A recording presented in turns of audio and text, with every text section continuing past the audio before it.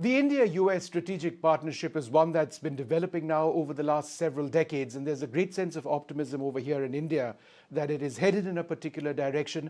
To tell us a little bit about that, and there are so many important global events taking place, Tulsi Gabbard with us, the Director of National Intelligence. It's wonderful to have you here in India, and thank you so much for speaking to us.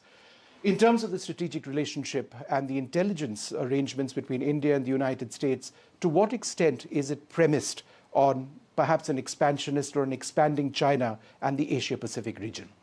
You know, the ties between our two countries, the United States and India, go very, very far back. And so what we're continuing to see is a strengthening of that partnership and recognizing that the mutual interests of both of our countries are centered around peace, prosperity, freedom, and security.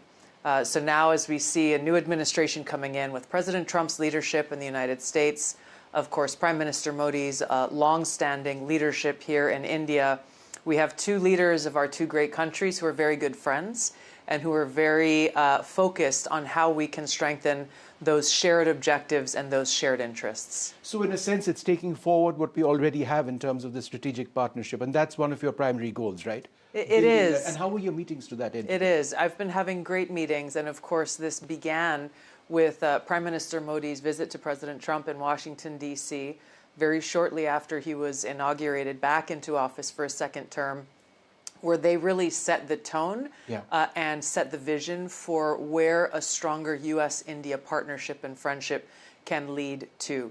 And so my visit here is really predicated on the work that has already been done, and I've been having great conversations with my counterparts here in the Indian government. I just met with the Minister of Defense a few minutes ago, and looking forward to visiting with Prime Minister Modi here later today. And you met the Prime Minister in Washington as well some time back. How did that go? I mean, it was, we saw the pictures. It was great. I had the opportunity to meet him several years ago.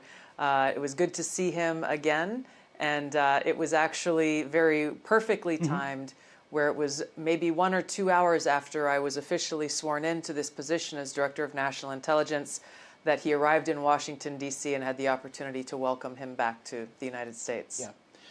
One of your primary concerns and one of your primary responsibilities is to deal with the threat of terror. And at the moment, we see a great deal of that out of Yemen. We see attacks on shipping taking place, and we see the United States being very much on the offensive. Is that a prelude for something larger, perhaps even a ground offensive going forward? I mean, you look at President Trump's leadership going back through his first term as president, he has been and remains very committed to combating and defeating the threat of Islamist terrorism that not only affects the United States, the American people, our own safety and security, but it is affecting so many people in different parts of the world. We can see different terrorist groups, the Houthis in Yemen being one of them, that President Trump has redesignated after President Biden took them off of the terrorist list, redesignated them appropriately as a terrorist organization, and taking action where the previous administration failed to. The Houthis have been disrupting maritime trade and passage for a very long time, and no serious effort has been taken to stop that disruption. Our country and other countries should not be in a position to have to make a decision to reroute commerce going through that area simply because of the Houthi threat that exists. So President Trump has taken decisive action for our own safety, security, and prosperity. And I know we'll look to other affected countries, as there are many who are impacted by this, to similarly take action. The other big international talking point is obviously the situation between Russia and Ukraine, and we're all optimistic, and I've covered the war 3 times, on seeing peace in the area. Tens of thousands of people, hundreds of thousands of people on both sides have lost their lives.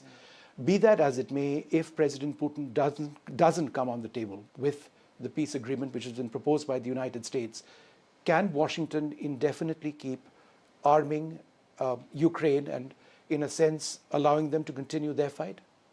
President Trump is seeing this ongoing conflict with very clear eyes.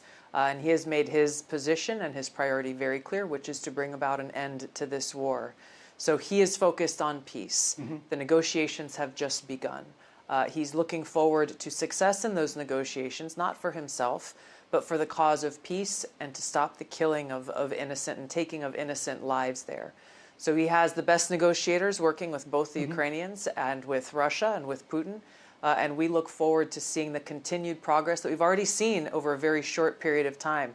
I think it's important to point out that under the previous administration, during which this war began, there was no effort. There was no effort at all towards peace. There was no effort to have direct dialogue with Putin and with Russia to try to bring about an end to this war. So already, in a very short period of time, President Trump has made much more progress towards peace than any effort that has occurred by anyone previously. So we're very encouraged by this progress, and President Trump remains committed to the objective of peace.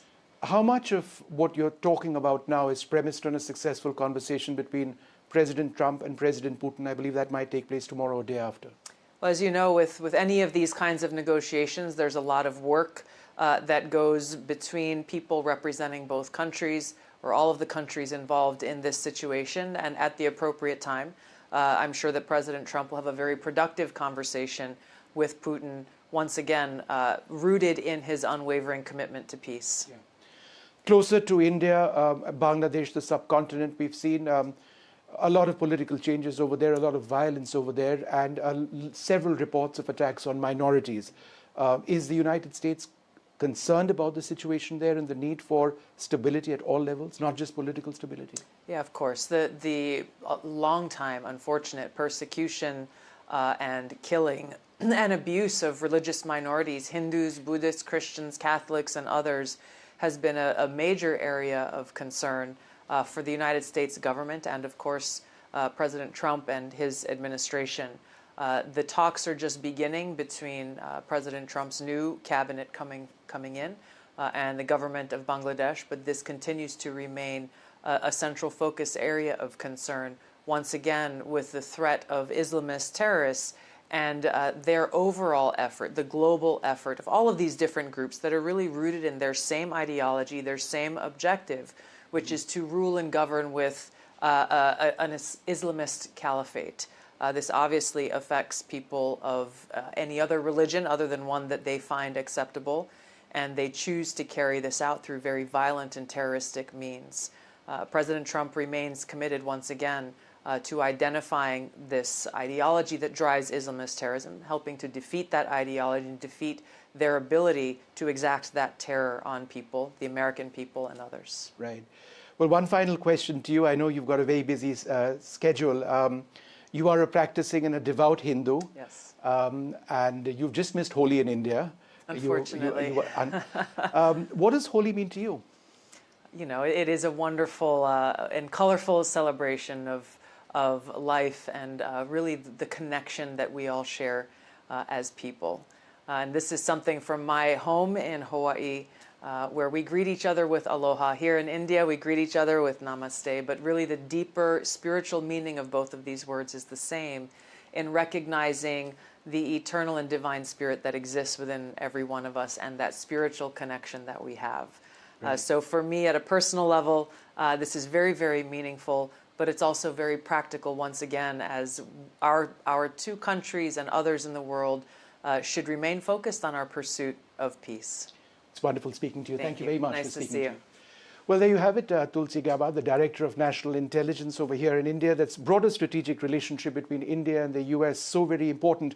But the world is in a difficult situation now, whether it's Yemen, whether it is the situation in West Asia, and certainly Russia, Ukraine, and closer to home in Bangladesh as well.